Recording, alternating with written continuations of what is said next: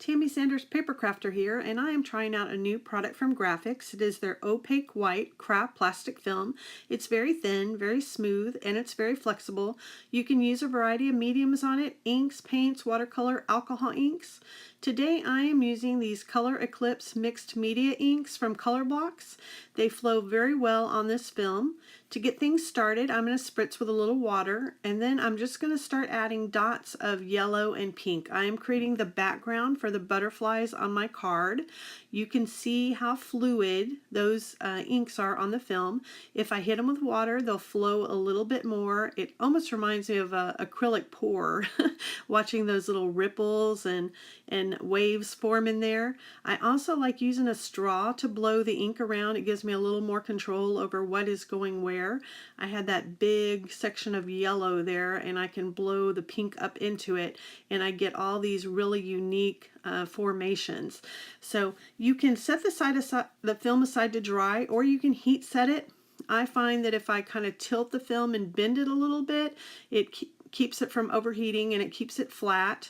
Just be careful, keep your heat gun moving. You do want kind of a thin layer of ink. I got a little too much orange there, so I hit it with some water to thin it out and then dabbed with a paper towel. The paper towel leaves a pretty texture too, so I can keep spritzing, adding more ink. I was pretty happy with the pattern though, so I started to heat set it. I do apologize, I didn't realize I was shaking the table so much, but I wanted y'all to see how it dried, and now it's all ready to stamp. So I'm using my Color Box ink, mixed media ink in black. It's permanent ink, and I'm going to pick the areas I want to stamp my butterflies on, and I'm going to stamp 2, and then I'm going to cut them out for my card. The film, since it's so thin, it cuts very easy, and I'm also going to show you how it sews. That's the next step. Once I've got my butterflies done, I created another background using the Granny Smith and the lemon ink, and I did it the exact same way as a butterfly, and then I added 2 layers of stitching around it. And then I'm going to stitch my butterflies on too. It's real easy. As I said, it stitches beautifully. No problem going through the machine at all. So there's my finished card front.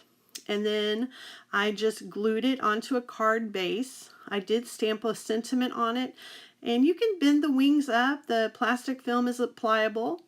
I used my mixed media glue from Beacon to glue the card front onto the card base, and then it is all ready for giving.